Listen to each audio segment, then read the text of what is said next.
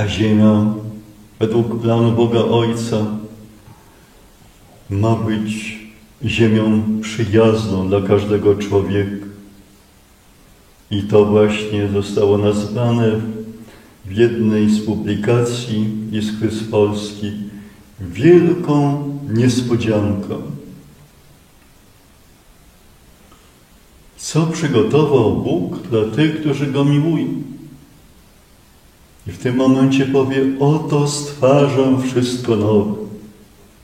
Nową ziemię, nową i nowe niebo. Dla was stwarzam, z miłości do was.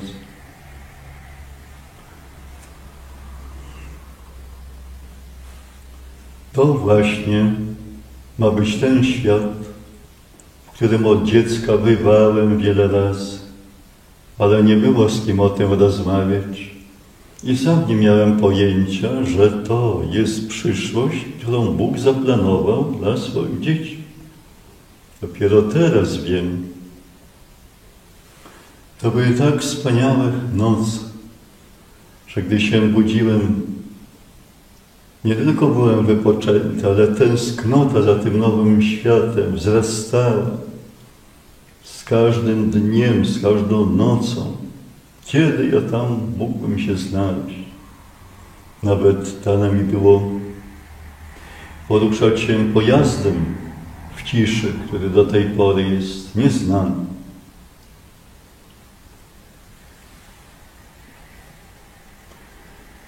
Skoro tak się rzeczy mają, skoro przed nami sąd ostateczny, to możecie zapytać w takim razie co? Do tej pory przez tyle wieków błądziliśmy, wyobrażając sobie ten sąd tak jak namalował go Michał Anioł Buonarroti w kaplicy sykstyńskiej. Kiedy to Chrystus przychodzi odrzucić tych, których postawił po swojej lewicy, na wieki odrzucić, a pociągnąć ku sobie tych z prawicy. Gdzie ich wziąć? Oczywiście do nieba, tak? W to wierzyliśmy. Więc powiecie, jak sąd ostateczny może nie być na końcu świata, tylko właśnie teraz, za naszych dni. Kochani, gdyby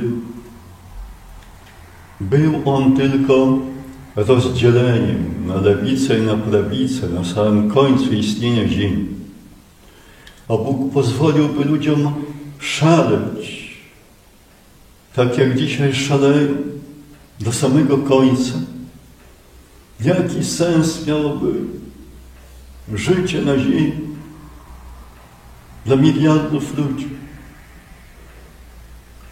nie odróżniających swojej lewej ręki od prawej, zło od dobre, pędzących na oślep w przepaść piekielną, w której istnienie nawet nie wierzą i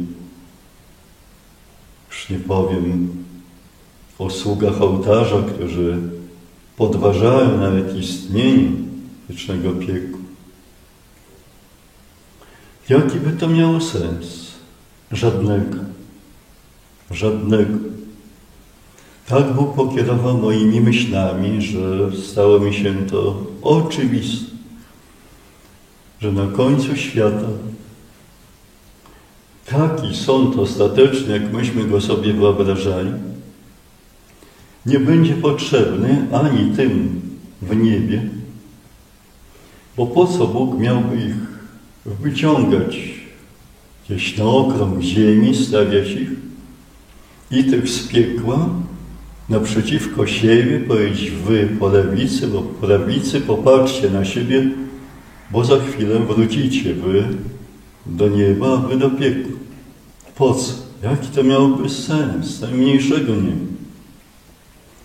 Więc na samym końcu istnienia ziemi dla tych niewielu ludzi, którzy ocaleją, będzie potrzebne jakieś ostatnie spotkanie z Bogiem i rozdzielenie ich na lewicę i na prawicę.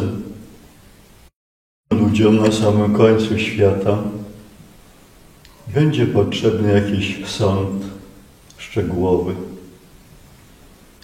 a po nim ich dusze połączą się z ciałami już zmartwychwstałymi i pójdą czy to do piekła, czy do nieba. To będzie ten ich ostatni moment. Natomiast sąd ostateczny, odnoszący się do całej ludzkości, ma być podzielony na etapy. Ten pierwszy, który określiłem jako prześwietlenie sumień, dowiedziałem się, że będzie sądem szczegółowym, pośmiertnym, tylko bez śmierci. A więc wyobraźcie sobie, ogrom Bożego miłosierdzia mógłby zabrać ludzi, którzy na to sobie zasłużyli i już nie ma szansy, żeby zmienili swoje życie. Mógłby ich zabrać, przeciąć pasmo ich ziemskiego życia, ale nie. Chrystus wszystkim się ukaże. Ukaże się wtedy jako miłość gotowa przebaczyć. Nie odrzucę nikogo, kto przyjdzie do mnie, ale musi przyjść, musi podjąć decyzję. Powtórzę, sąd szczegółowy, pośmiertny, bez śmierci. A więc każdy zobaczy swoje życie w identyczny sposób, jak widzą je wszyscy bezpośrednio po swojej śmierci. Ale dla nich nie ma już możliwości powrotu, skorzystania z tego wstrząsającego doświadczenia, jakim jest ten sąd pośmiertny. Wszystko się skończyło, skończył się okres zasług.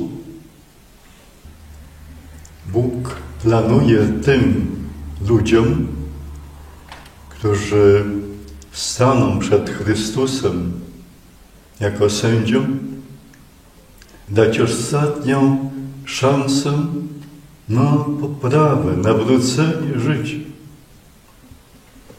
Zapytaj z wielką miłością: dziecko, moje dziecko, czy teraz, kiedy widzisz swoje życie w szczegółach,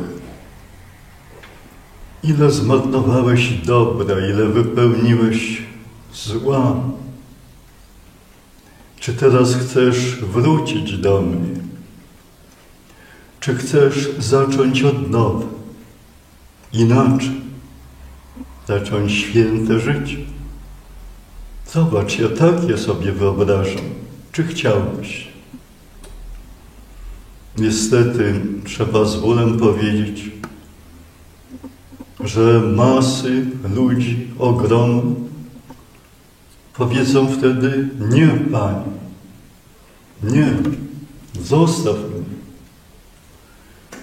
Nie chcę przyjąć Ciebie za swojego Pana, nie chcę Tobie służyć, to diabelskie, nie będę służył.